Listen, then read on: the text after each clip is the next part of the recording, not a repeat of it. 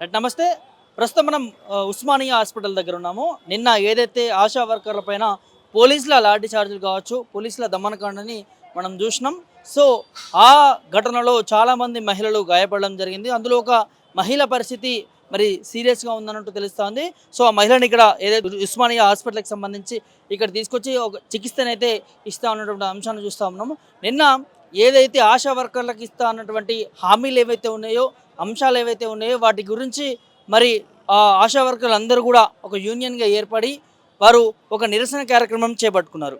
ఏదైతే కాంగ్రెస్ మేనిఫెస్టోలో పెట్టినట్టుగా వాళ్ళకి జీత భత్యాలు కావచ్చు, వాళ్ళకి ఉద్యోగ వెసులుబాటులు కావచ్చు, అవన్నీ కూడా ప్రభుత్వం ఇస్తా అని చెప్పింది. కానీ కాంగ్రెస్ ప్రభుత్వం అధికారంలోకి వచ్చి సంవత్సరం అవుతా ఉంది. సంవత్సర కాలంలో ఆశా వర్కర్లకి అన్యాయం చేసిందంటూ కూడా ఒక ఆవేదనతోని కనీసం మాట్లాడదాము అని చెప్పి ఒక అందరూ కూడా యూనియన్గా వచ్చి అక్కడ మాట్లాడించే ప్రయత్నంలో దాదాపు ఒక గంట సేపు వరకు కూడా వాళ్ళ నిరసన కార్యక్రమం అనేది చేయడం జరిగింది. సో ఇక 10-15 నిమిషాలు అయితే అయిపోతుంది, వెళ్ళిపోతారు ఎక్కడోళ్ళు అక్కడ అనగా మరి పోలీసులు మాత్రం క్లియర్ కట్గా మహిళలపైన దమనకాండ కావచ్చు, వాళ్ళని అదుపులోకి తీసుకునేటటువంటి సంఘటనల్లో చాలామంది మహిళలకి దెబ్బలు తాగడం జరిగింది. నిన్న మనం చూసినాం సోషల్ మీడియా వేదిక మీద కూడా చూస్తూ ఉన్నాము. మనం ఏదైతే ఒక మహిళని చీరలాగడం, ఒక మహిళని సిఐ ఉన్నత అధికారి ఉన్నటువంటి శంకర్ అనేటటువంటి ఒక పోలీస్ ఆఫీసరు మహిళని చీరబట్టి గుంజడము, మహిళని కాళ్ళ కిందేసి తొక్కడము. సో ఆ ఘటనలోనే ఇవాళ ఒక మహిళ మరి చావు బతుకు అంచులో ఉందని చెప్పుకోవచ్చు. ఇవాళ పేదల ప్రభుత్వము,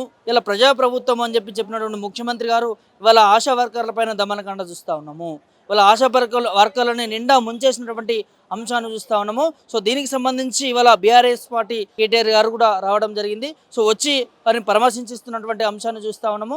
సో మీ పట్ల మేము ఉంటామని చెప్పి కూడా బీఆర్ఎస్ పార్టీ నుంచి ఒక భరోసా ఇస్తున్నటువంటి అంశాన్ని చూస్తూ ఉన్నాము. సో ఇలా నిన్న జరిగినటువంటి ఏదైతే అంశం ఉన్నదో, ఒకవైపు ఏమో తెలంగాణ తల్లి విగ్రహాన్ని ఏదైతే రూపు మార్చి పెట్టడం జరిగింది సెక్రటరియట్లో. సో ఆ సందర్భంలోనే ఇక్కడ ఈ విధంగా తెలంగాణ ఆడబిడ్డలకి అన్యాయం జరిగే విధంగా, తెలంగాణ ఆడబిడ్డలపైన చీరలాగే విధంగా వాళ్ళపైన దమనకాండ చేసినటువంటి అంశం చూస్తూ ఉన్నాము.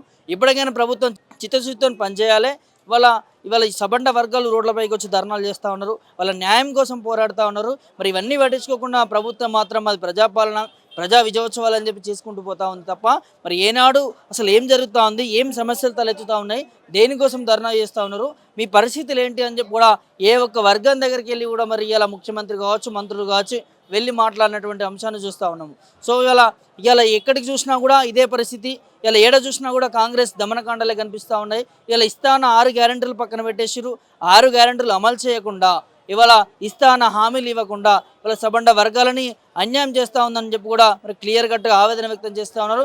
నిన్న జరిగిన ఆశా వర్కర్లకు సంబంధించి ఆ మహిళ పరిస్థితి విషమంగా ఉందంటూ తెలుస్తూ ఉంది. కొంచెం ఇప్పటికైనా ప్రభుత్వం స్పందించాలి. ఆశా వర్కర్లకు ఇస్తా అన్నటువంటి హామీలు ఏవైతే ఉన్నాయో, ఆశా వర్కర్ల డిమాండ్లు ఏవైతే ఉన్నాయో వాటిని ఇంప్లిమెంట్ చేయాలి. ఇంప్లిమెంట్ చేసి వారిని ఆదుకోవాలని చెప్పి కూడా ఆశా వర్కర్లు అందరూ కూడా వేడుకుంటున్నటువంటి పరిస్థితి చేస్తూ ఉన్నాము. సో ఇవాళ కూడా ప్రభుత్వం స్పందించలేని చెప్పి కూడా ఇవాళ కూడా మరి ధర్నా కార్యక్రమానికి పిలుపునివ్వడం జరిగింది. నిన్న ఎక్కడైతే ధర్నా చేసిరో మళ్ళీ ఇవాళ కూడా అదే చోట ధర్నా చేస్తూ ఉన్నారు. సో మరి మా ధర్నాలు ఆగవు, మా నిరసనలు ఆగవు, మా ఉద్యమాలు ఆగవు, మమ్మల్ని పట్టించుకోవాలి, మాకు న్యాయం చేయాలి, న్యాయం చేసేంత వరకు కూడా మేము కొట్లాడుతూనే ఉంటామని చెప్పి కూడా ఆశా వర్కర్ల నుంచి అయితే గట్టి వాదన అయితే వినిపిస్తూ ఉంది. ఖచ్చితంగా ప్రభుత్వం ఇప్పటికైనా సోయి తెచ్చుకోవాలి, బుద్ధి తెచ్చుకోవాలి. మరి ఏదైతే వీళ్ళు పడుతున్నటువంటి సమస్యను ఆదుకొని ఇవాళ ఈ విధంగా ఆసుపత్రుల పాలవుతున్నటువంటి అంశాన్ని చూస్తున్నా వాళ్ళ కుటుంబాల పరిస్థితి ఏంది, వాళ్ళ పరిస్థితి ఏంది, ఇవాళ వాళ్ళు అడిగే డిమాండ్ న్యాయబద్ధంగానే ఉంది కదా. మీరు ఇస్తాన హామీని వాళ్ళు అడుగుతా ఉన్నారు. వారు వేరే ఇంకేమీ అడుగులు మీరు ఇంప్లిమెంట్ చేస్తాన 6 పథకాలు కావచ్చు, ఆ హామీలు ఏవి కూడా వాళ్ళు అడగట్లేదు. వాళ్ళకి ఇస్తాన హామీలు ఒకటే మాకు అమలు చేయాలి అంటూ కూడా మరి ఆవేదన వ్యక్తం చేస్తాను. ఖచ్చితంగా ప్రభుత్వం పట్టించుకొని వీళ్ళు ఎదుర్కొంటున్న సమస్యలను సాల్వ్ చేయాలని చెప్పి కూడా కోరుకుంటా ఉన్నాం. కెమెరామ్యాన్ శివతో ప్రభాకర్, మిర్రర్ టీవీ, హైదరాబాద్ నుంచి.